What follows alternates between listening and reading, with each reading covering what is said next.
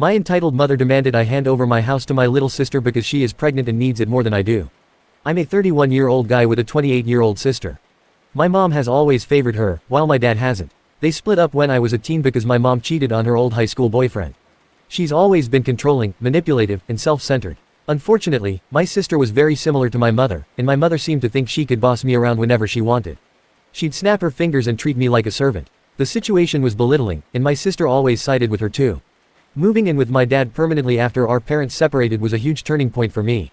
Meanwhile, my sister decided to stay with my mom. The two were very similar and stopped talking to my dad except when it was about money.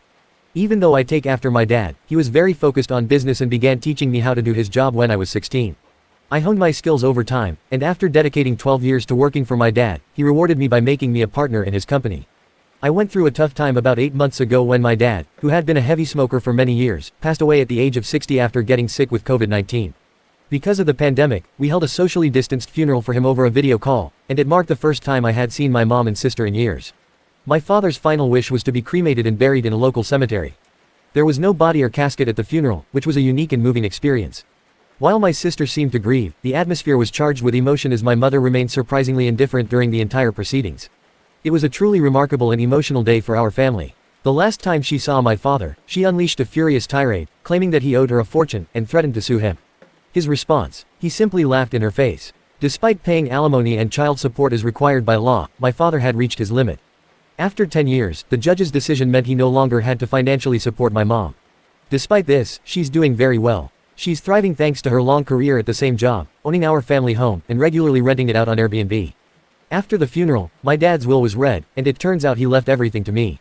He had a sense of humor about the whole thing, joking that if his heavy smoking didn't get him, something else would. He decided to close down his business, sell his house, and convert most of his assets into cash. As part of his decision, he left my sister a 2015 Nissan Altima and around $10,000 in cash. Meanwhile, my mother received only $1,000 and a few other items that she had been adamant were rightfully hers since the divorce.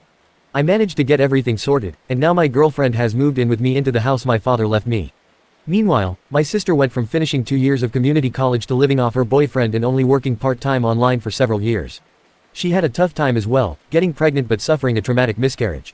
I only found out about it after the funeral because we had lost touch and no one else had informed me. As the lockdown hit, her boyfriend's job started downsizing gradually, leading to financial strains. He ended up working part-time, urging her to find better employment while he searched for a second job. To add to the complexity, she found out she was pregnant, even though they thought they had been careful. One evening, in the midst of surprising news, there was an unexpected knock on the door.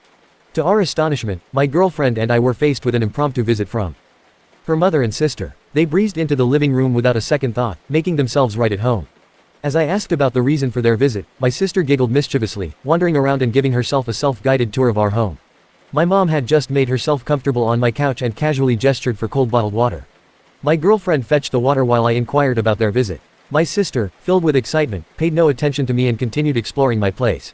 Soon enough, I heard her exclaim from the other end of the hallway, "Mom, it's perfect." My sister still refers to our mother as Mommy. Recently, our mother suggested that it might be a good idea for me to purchase a new house, considering my income, and let my sister keep our childhood home.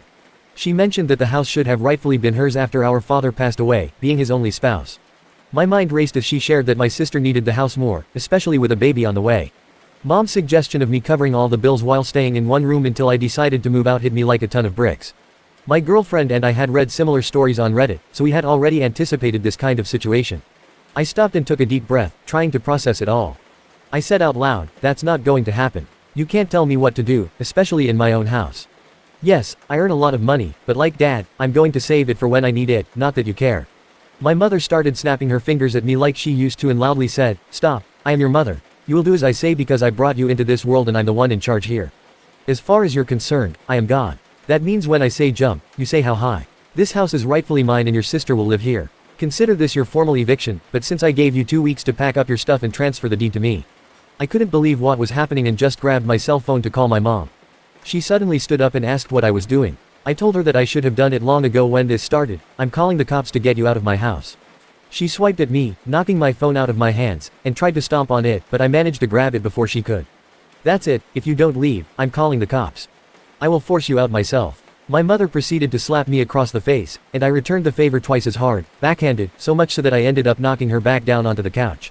She held her hand over her reddening and smeared makeup face in total shock and then yelled, "How dare you?" I went back to dialing on my phone and said that if she didn't leave, I would have the police come and remove her by force. My sister came barreling in between us, holding her arms out and saying that I should just do the right thing for once in my life and be a good big brother. I snapped and said, "Oh really?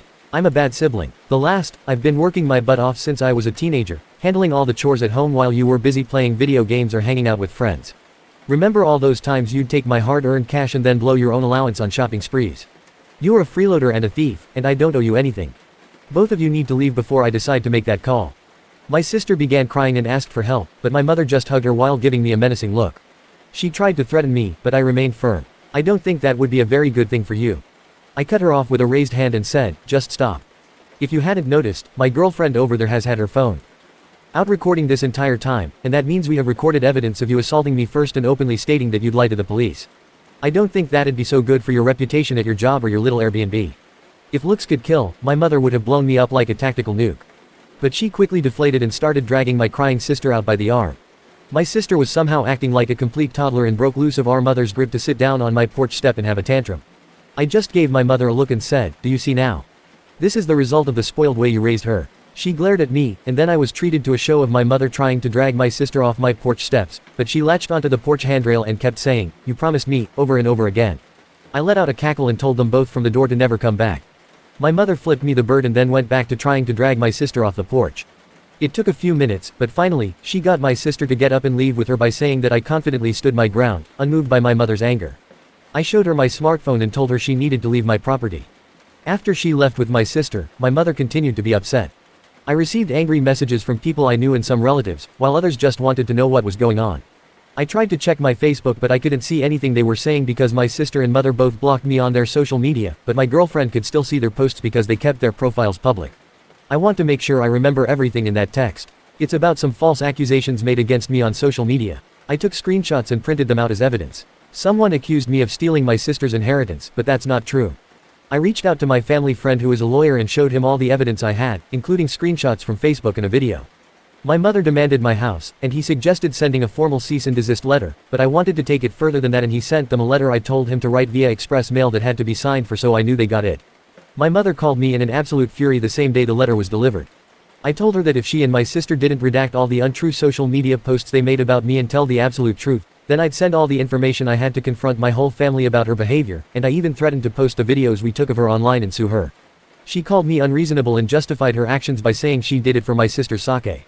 She then went on to lecture me about how my sister still needs my house more than I do. I confronted her and made it clear that unless she retracted her statements and told the truth, I would make sure her career was ruined. After some resistance, she reluctantly agreed and then abruptly ended the call, allowing me to keep the house and take a year away. That evening, all the false posts vanished from their profiles, and I was unblocked. My mother then issued a partial apology, admitting she had acted too hastily and explaining that she thought my sister, who was pregnant and in need, should have the house. However, my father's will clearly stated that the house was rightfully mine, and she was well aware of it. My father passed away, so my sister had no right to try and claim our house. She apologized, but mostly just echoed our mother's words and blamed her actions on our mother and her pregnancy hormones. Many people responded to both my mother's and sister's social media posts, with some expressing anger at them for trying to take my house. While I did receive apologies and acknowledgments from people who had previously believed my sister, it helped me realize who was truly on her side from the beginning, as most of them were from her side of the family. Anyway, no one on my father's side believed her at all and openly said so. My sister and her boyfriend ended up moving in with our mother to save money, but she put them in the basement to keep her Airbnb running, and my sister started to cry on social media that she can't live upstairs. I think my sister and my mother are having a big fight. My sister keeps complaining online, and my mother hasn't been posting much because of something my sister did. This is just part 1, part 2 is going to be even more dramatic. Stay tuned and subscribe to my YouTube channel with notifications turned on so you don't miss it, and hit the thumbs up as a backup.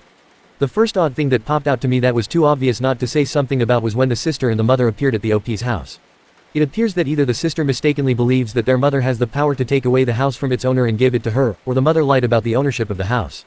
The mother's plan was pretty unfair, as she tried to manipulate the brother into giving up the house, which is a significant family inheritance that their father worked hard to build and pass down to his son.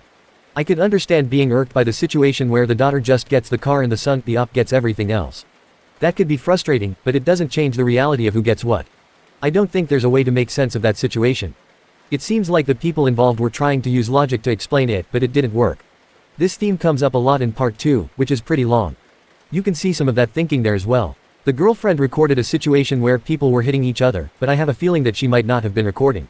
She may have just pretended to record and acted like it was all planned, because when the mother and sister showed up, the op and his girlfriend didn't act defensively, they were just confused.